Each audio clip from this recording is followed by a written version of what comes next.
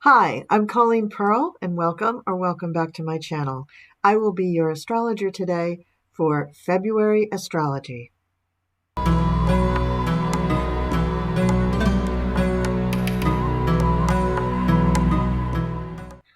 Welcome to February astrology for 2023. And before we get started, I just want to let you know if you're interested in booking a reading with me for your annual astrological forecast, please go to my website, thecoolcrone.com, and click on the Book Now tab. Or if you're more comfortable with email, just send me an email at coolcrone444@gmail.com and we'll get you set up. In February of 2023, the astrology falls into basically two parts. Things that happen towards the beginning of the month surrounding the full moon, and things that happen around near the end of the month, around the 20th, on the new moon. So you may feel like the month is in two parts and that there isn't much going on in between. The biggest difficulty will be Venus. Venus is going to come into close contact with both Neptune and Pluto, making starting relationships really, really dicey. Plus, your judgment is going to be way off. So, you know the saying, keep your friends close and your enemies closer? Well, this month, you're going to want to keep your friends close and even closer because you're going to need them. In this video, we're going to discuss all the planetary ingresses. That means when planets change signs.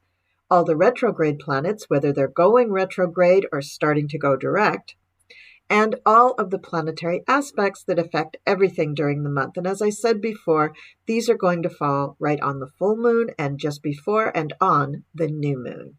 So let's get started. Now let's look at the planetary ingresses. On February 11th, Mercury will enter Aquarius.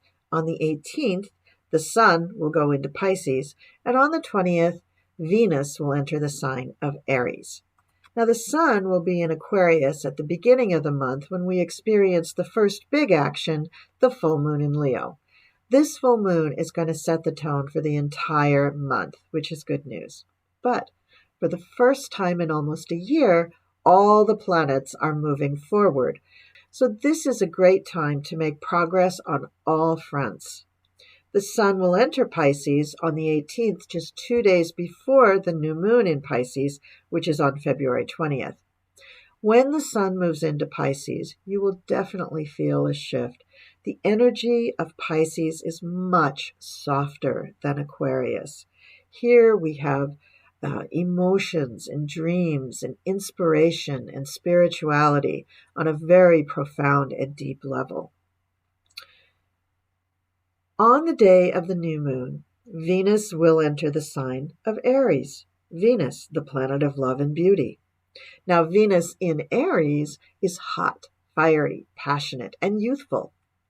Venus in Aries will make you feel like you're kicking up your heels and ready to move on and get out and about. The social quality of Aries will have you really engaging in lots of activity, so mingling a lot, flirting a lot, seeing people. But be careful, because Neptune and Pluto may be leading you down the primrose path. More on that later. Now on to the retrograde planets. Good news! There are none. Isn't that nice? And now on to planetary aspects. So let's look at the full moon aspects first. February 5th, we have our full moon in Leo. And the first aspect we're going to talk about, aside from the fact that the moon is in opposition to the Sun, which will be covered in the full moon video, is Sun trine Mars. Now, the Sun will be at 16 degrees 40 minutes Aquarius, and Mars will be at 11 degrees 23 Gemini. Now, I don't have a picture of the Sun here because the picture that I have of the Sun just looks like a big piece of fire, and it really kind of dominates the slide. So I'm just leaving the full moon image here and the image of Mars. And again, those degrees are Sun at 16 degrees Aquarius 40 minutes, Mars at 11 degrees 23 minutes Gemini.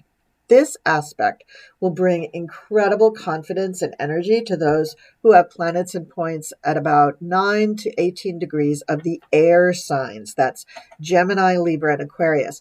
For those of you with fixed or mutable signs, this may, in those degrees, that is, this may cause you to clash with authority figures or parents, especially fathers, in a major way. You may feel that you are stronger, smarter, more capable than everyone around you, especially those in charge, and hence the clash. Try to use this energy positively and do something really nice for someone who may not be physically capable of the task, like picking up groceries for your mom, for instance. Because the sun and the moon are across the sky, which is 180 degrees, half of a circle, and the sun is trining Mars, trine is 120 degrees, or 4 signs. That means that there's still 60 degrees unaccounted for in the 180 degrees. That's where the moon comes in. So in those 60 degrees, we have the moon sextile Mars, which is 60 degrees. So the moon's going to be at 16 degrees, 40 minutes Leo, and Mars will still be at 11:23 Gemini. This means that just before the full moon, the moon will start to approach Mars in this sextile. So it will begin to give you this emotional feeling, which we're going to talk about in a second. And then on the full moon, the sun part of it, which I just described, kicks in. So for the moon sextile Mars, your heart will be especially tuned into your feelings of security now. Whether you feel incredibly vulnerable or like nothing at all can hurt you. This depends upon your connection to the moon. If you have planets in the mutable or fixed signs from 8 to 18 degrees, you may feel more challenged. And if your connection is from a fire or air sign, you may feel on top of the world. Either way, lean on or support family members with this energy. The next aspect that we have is the sun square Uranus. And again, I've left out the sun image and I just have the full moon here and Uranus. Sun is going to be at 16 degrees Aquarius, 40 minutes. Uranus is going to be at 15 degrees, 1 minute Taurus. The desire to show one's uniqueness is strong now, but it may have an edge of arrogance to it. Be careful of trying to prove how unique you are, as you're probably surrounded by like-minded people who are also feeling the same way. So be confident in your unique qualities and try to allow them to come to the surface through your actions rather than your words. Use your knowledge and talents to mentor and teach those around you who may benefit a great deal from your help. Because we're in a full moon where the sun and the moon are directly across from each other, the moon is also square Uranus. The moon, again, being at 1640 Leo and Uranus at 15 degrees of Taurus. Again, the moon will be approaching this position of Uranus a day or two before the actual full moon. Now, you may feel a strong desire to prove that someone has wronged you. Don't get into a pissing match about who suffered more than whom. It's not worth it. Thankfully, this is a short-lived aspect, and you will soon move on to more harmonious energy. Also, you don't need to prove that you're special because of the hardships you've suffered. It won't have the desired effect upon the people around you. Uranus is not only chaos, but surprises. So you cannot predict how this action will play out and what effect it may have on you and your friends. The next aspect we are looking at is Venus square Mars, Venus being at 12 degrees exactly, Pisces, and Mars at 11 degrees 23 Gemini. If you have other astrological points, that's 9 to 15 degrees of mutable signs close to this one, you may find yourself super sensitive and become offended very easily during this full moon period. Impulses will be off the charts, but you may still feel attracted to, and this is the theme of this whole lunation, an unsuitable partner. Try to settle for a great conversation with this individual rather than starting an actual relationship. Most likely, it will not last. And then we have Mercury sextile Neptune. Look how huge Neptune is. And people, my images are not in ratio. So, the moon is not bigger than Mercury. The moon is much smaller than Mercury. But just to keep my graphics easy to handle, I just left the moon in the middle for all of them because we're talking about the full moon in Leo. So, Mercury sextile Neptune Mercury will be at 22 degrees 31 Capricorn. Neptune will be at 23 degrees Pisces, 44 minutes. This is great inspiration for artistic projects. If you have astrological points near this one, and again, you can give yourself an orb of maybe 3 or 4 degrees on either side, you may become inspired to create something magnificent. The only problem is this aspect won't last long enough for you to finish your masterpiece, but it will inspire you. And then we have Mercury conjunct Pluto. This is Mercury, here is Pluto. And again, the sizes are just to make it look pretty on the graphic. This is an intense actual. Oh, let me give you the degrees. Mercury conjunct Pluto. Mercury is at 22 degrees 31 of Capricorn, and Pluto is at 28 degrees of Capricorn. So this is a pretty wide conjunction, but Mercury will catch up with it by at least the day after the full moon, or maybe within the time of the full moon. So any intense intellectual exercise or persuasive argument will be won this day if you're connected to cardinal signs, and especially the sign of Capricorn. And wherever you have Capricorn in your chart, you will get a boost of intellectual insight. I don't even think it'll really matter what the degree is. If you need to go in depth with research, writing, speaking on this day or the day before or after the full moon, you will win the day. So this is a very intense aspect.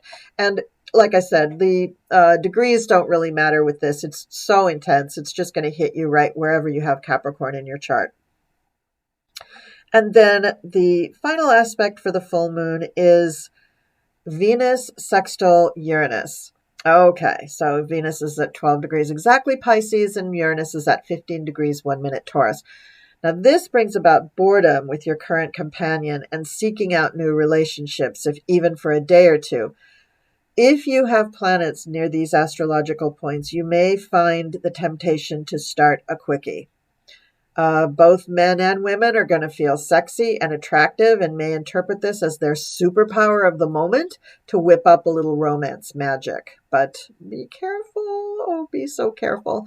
And now we're going to talk about the new moon in Pisces, which occurs on February 20th. The period of February 15th to February 23rd is when we have another bunch of planetary activity that encompasses the new moon a few days before and a few days after, placing emphasis on this lunation in a kind of an unusual way. So leading up to the new moon, let's look at the aspects. First, we have Venus conjunct Neptune. Now, Venus has traveled a ways since the full moon. She's up to 24 degrees 4 minutes Pisces, and Neptune is at the same exact place. So they are exactly conjunct on the 15th. This means that sensitivity is increased, especially when it comes to romance and the ability to idealize a partner. This is the aspect of huge rose-colored glasses. You will see your potential partner as the perfect paragon of romance and partnership. If you're already matched, then great. You will enjoy this feeling of falling in love again. But if you're single and you're looking to hook up, I'm afraid your judgment will be flawed. Fashion, art, photography, in fact, any artistic pursuit will also pull you as you feel inspired to create great masterpieces. You will be attracted to spiritual forces. You'll be attracted to mysticism and magical practices. You'll be attracted to these things that may also be a little bit over the top fantasy-wise. So cults are a pull for some people with this aspect going on, if you are sensitive to it, which again is 24 degrees of Pisces. So that would mean anybody who had 24 degrees of the water signs or the mutable signs will be especially vulnerable to this aspect. Now, on February 16th, we have the Sun conjuncting Saturn, the Sun being at 27 degrees 44 Aquarius, and Saturn being at exactly the same place. Now, this is a very strong conjunction, and especially with Venus conjuncting Neptune starting the day before, those are going to last a while. So these are going to be happening simultaneously. And if you have any astrological points near 27 degrees, especially in the fixed signs, you are going to experience the willpower and discipline to do whatever you want. Things that will make you proud of yourself. You may already be pretty satisfied with your life, in which case you will not take kindly to those persons or circumstances that try to change that in any way. However, this aspect with Saturn and the Sun is a bit at odds with Venus conjunct Neptune. So if you meet someone and start to feel like you're falling head over heels in love with them, with this Saturn-Sun conjunction, you may not feel like you need to listen to anybody who is telling you this is not a good idea. Except for right now, I'm telling you this is probably not a good idea. Okay, so I'm putting this video out as early as I can because I don't want people to get wrapped up into relationships that are really, not going to be good for them and then have a hard time getting out of them. February 18th, Mercury is sextile Jupiter. Mercury will be at 9 degrees Aquarius, 29 minutes. Jupiter will be at 9 degrees Aries, 29 minutes. If you have planets within the planetary degrees in air, fire, fixed, or cardinal signs, you will be happy, optimistic, and kind. You may also get the urge to travel. And even if you cannot leave town, you will engage in great conversations with some great like-minded individuals. So enjoy this. This is a nice thing. And then we have on the 19th, Venus sextile Pluto. Now, this is going to intensify all those romantic feelings. Venus is at 29 degrees Pisces, the anaretic degree. Pluto is at 29 degrees Capricorn, the anaretic degree, and they are exactly conjunct. So coming on the heels of Venus conjunct Neptune, this makes life, romantic life, difficult. While the rose-colored glasses may still be on, along comes Pluto, which drops a 2-ton weight onto your feelings towards the new object of your affections. And if you have personal planets close to this aspect degree, it's really going to affect you. It's as if your heart had its own gravitational pull, pulling you towards this person that is most likely unsuitable for you as a partner. So my advice is give yourself another 30 days. Don't get married, get a prenup, and do a valid background check before deciding that this person is your soulmate. Of course, you could take a completely different course of action and try to have a series of hookups during this time and not settle on just one person. But neither one of those arrangements is really good for your soul. So please think twice, think thrice, think 4 times before committing to someone who could actually be detrimental to your well-being. Now, on the actual moon, 2 more aspects join the mix. We have Mercury squaring Uranus. Mercury will be at 12 degrees Aquarius 48, and Uranus will be at 15 degrees Taurus 17. So if you have points near this transit, you will resist good advice and feel the need to express your opinions, and you may lean towards an extreme or unrealistic point of view. So see, this is why I'm warning people, because all the aspects are having you kind of be headstrong and not listening to other people and just doing what you want, and what you want may not be good for you at all. You will be very curious about your future and have a novel or even futuristic approach to the way you want to live your life. However, if you find yourself in an argument with your best friend about a potential new relationship, take a beat, take a breath, and listen to them. You are not thinking clearly.